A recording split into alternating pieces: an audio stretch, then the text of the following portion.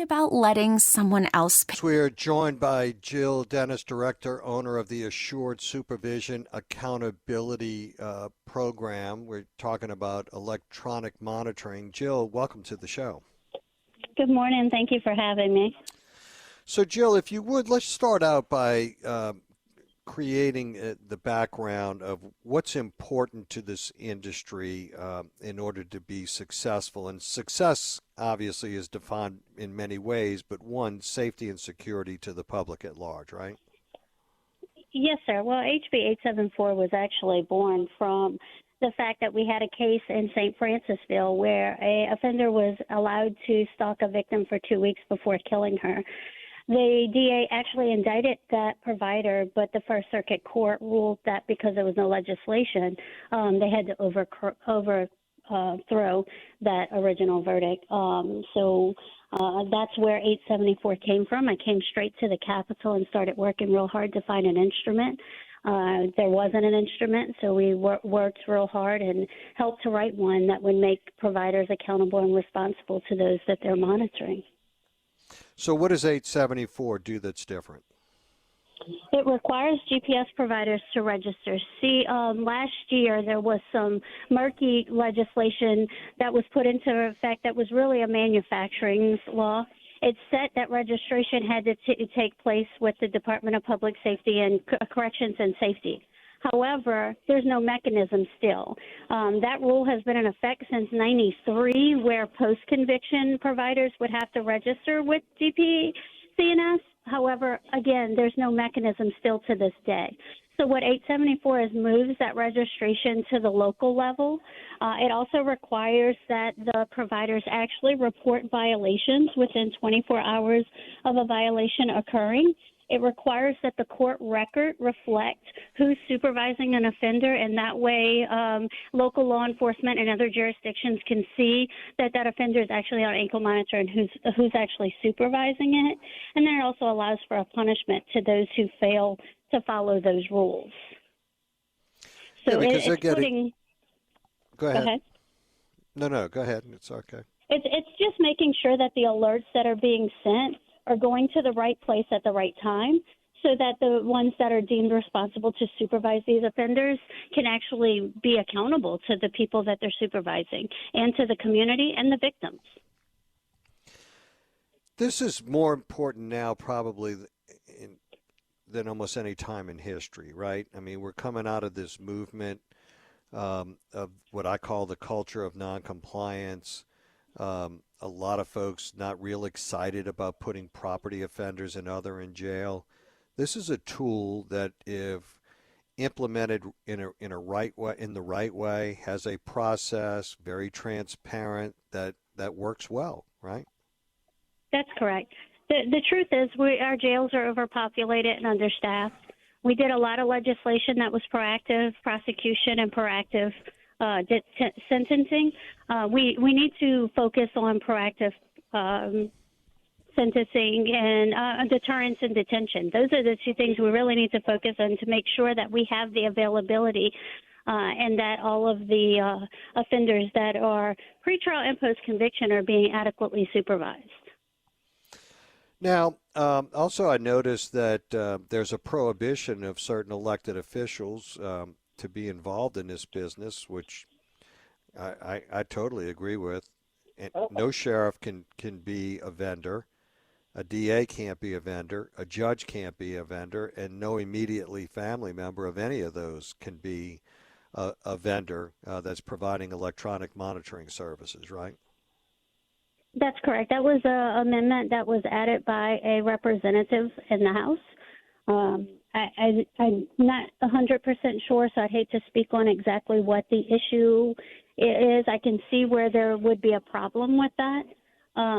We had a few cases where judges were creating issues, especially in Baton Rouge with previous Judge Trudy White. So I do see where that would be an issue, and that's probably where that was born from. So what has been the reaction thus far? Where does this bill stand in the process now? So we were able to get through the House and House Committee with no objections and a large amount of support. We also made it through the Senate Committee with no problem. Again, a lot of support. Now we're at the Senate floor. There was an amendment to 874 that moved it from Criminal Code of Procedure into revised statute. It actually cleans up the revised statute that was done last year, the manufacturing law that was put into place. What it does is combine those two to make it a manufacturer and provider, end user provider law. And that was the only issue on the Senate floor. The amendment came out so late that there was no way for the senators to actually read the bill and understand it. So it's been put back on the calendar as of last week, and I assume that y'all are confident that it's going to be pulled from the calendar and brought for final passage.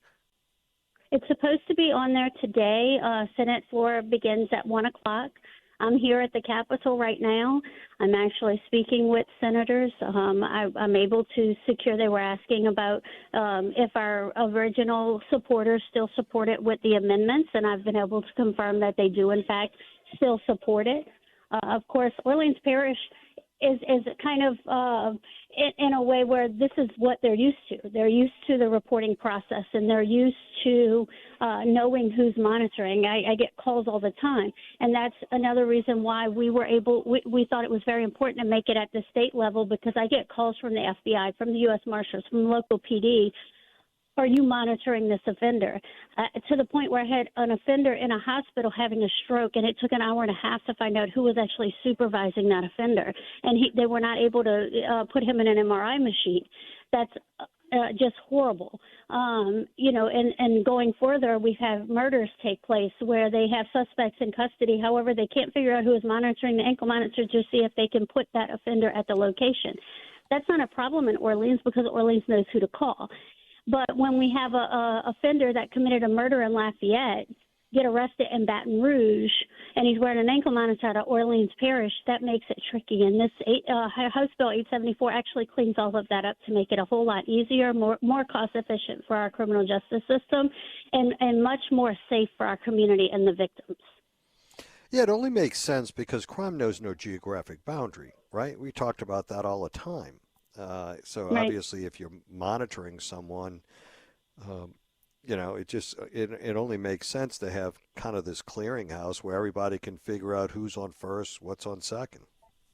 Well, the fact of the matter, if I can go and buy an ankle monitor off of the internet, you could buy an ankle monitor off the internet, show up at a jail, install that ankle monitor at a cost to the offender, and that offender walk out of a jail, violate the victim, cut off his ankle monitor, let it die, and the criminal justice system has no idea what is going on till either another victim is violated or the offender fails to appear at court or another crime is committed. No one knows that this offender is actually not being monitored or violating. And that is ludicrous. It's dangerous to our public safety, and it's not fair to the victims or to the courts. Has there been a case of that you're aware of in Louisiana? There is one. I don't have the defendant's name right in front of me in St. Tammany Parish where an offender cut off his ankle monitor, and it wasn't until the bail agent started asking questions when the offender missed court that they actually found out that the ankle monitor was cut. There's St. Francisville where the victim, again, was violated for 2 weeks. He stalked her for 2 weeks before he actually hid in her laundry room and killed her. And that DA DeQuilla actually indicted that provider. Again, that case was overturned by the First Circuit Court because there's no legislation. So to allow this piece of legislation to not go through and become law just means that our communities are going to remain unsafe and our victims are not going to be properly protected. Yeah, I didn't realize they're commercially available over the internet, that anybody could just order one, I mean, we had 12 people get arrested in Orleans Parish. It was guns and stolen cars and things like that. It was 12 defendants, and some of those defendants were put on home incarceration, and we literally had companies that were unknown to New Orleans showing up at the jail in Orleans Parish, putting wristwatches that are more suitable for someone with dementia on their wrist. Right. Telling the court that they were going to supervise 24-hour home incarceration when that equipment isn't even capable of doing that. We have equipment out in the state of Louisiana right now that does not real-time track offenders, where you can get a location right away. You have to go back home and have it upload to a home base. I mean, there's things that are happening right now that if we don't do something and be proactive in this process, that we're in a lot of trouble when it comes to Wild Wild West GPS. This ends that. Yeah. So House Bill 874 by Representative Timmy Kerner, know him well. It may be up on the Senate floor today. Hopefully this bill passes. Thank you so much, Jill Dennis. Please email your senators. Let them know to support it. Director, owner of Assured Supervision Accountability Program. Appreciate your time and your insight. Have a great week. Thank you, Sheriff. You too. We will be right back. 504-260-1870 on the Oakland